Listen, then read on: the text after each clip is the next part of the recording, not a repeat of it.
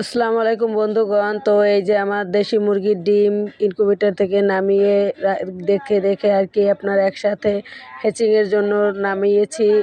ইতিমধ্যে আপনার 3 দিন আগে হ্যাচিংয়ের জন্য নামিয়ে দিতে হয়, আপনারা জানেন ইনকিউবেটরের ভিতরে।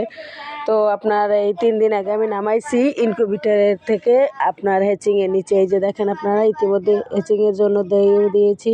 তো আমি ভেবেছিলাম 3 দিন ফুটতে লাগবে আমার ডিমের থেকে বাচ্চাগুলো। তো পরের দিনই দেখি মেশিনের ভিতরে বাচ্চাগুলো একা একা ফুটে রয়েছে। তো আমি অনেক চিল্লানি শুনে, চেঁচামেচি ওদের ডাক শুনে খুলে দেখি, আল্লাহ, সব মাশাল্লাহ ফুটে রয়েছে এভাবেই।